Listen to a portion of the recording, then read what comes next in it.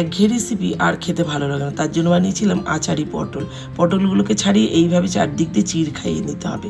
এদিকে একটা মশলা বানাতে হবে, সাদা সর্ষে, শুকনো লঙ্কা, জিরে, ধনে, মৌরি আর মেথি দিয়ে একটু রোস্ট করে তারপরে কিছুটা চিনেবাদাম দিয়ে সেটাতেও রোস্ট করে নিলাম। তারপরে একটুখানি নামিয়ে রেখে ঠান্ডা হলে মশলাটাকে গুঁড়ো করে নিতে হবে। এদিকে পটলগুলোকে একটু লাল লাল করে ভাজা করে নিলাম।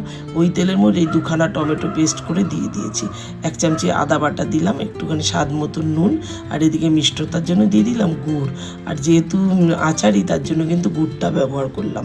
আর এদিকে একটু টক মিষ্টি ঝাল হবে, তো তার জন্য টমেটোটা একটু করে বেশি দিতে হবে। তারপরে এদিকে একটুখানি হলুদও দিয়ে দিলাম, পটলগুলো দিয়ে গুঁড়ো মশলাটাকেও দিয়ে দিলাম। জল কিন্তু একদমই ব্যবহার করা যাবে না, পটল থেকে যেটুকু জল বেরোবে সেটাতেই কিন্তু রান্না হয়ে যায়। একদম ঢাকনা চাপা দিয়ে একদম গ্যাসের ফ্লেমটা লো করে রাখলে 10 থেকে 12 মিনিটের মধ্যে রান্নাটা কমপ্লিট।